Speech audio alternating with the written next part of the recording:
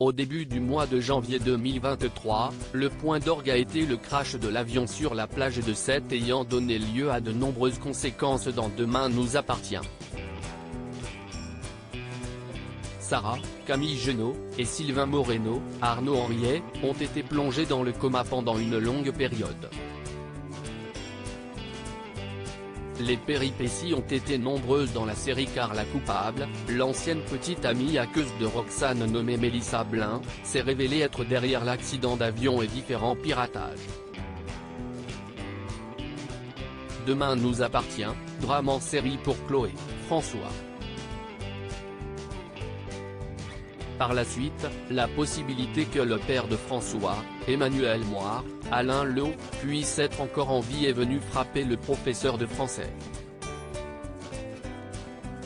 Par ailleurs, Bart, Hector Langevin, a rencontré Adèle avec qui il entraînait une correspondance épistolaire depuis plusieurs semaines.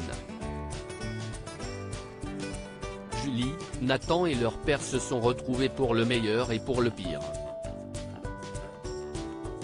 Les différentes intrigues, principales ou secondaires, ont été suivies en moyenne par 2,78 millions de téléspectateurs.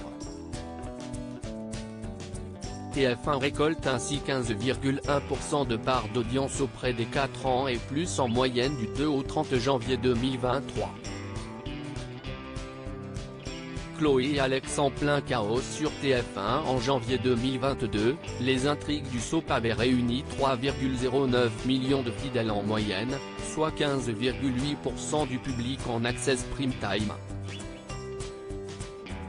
Si l'on compare le mois de janvier sur ces 2 années, Demain nous appartient connaît un recul de 316 000 téléspectateurs, soit 0,7% de part d'audience en moyenne.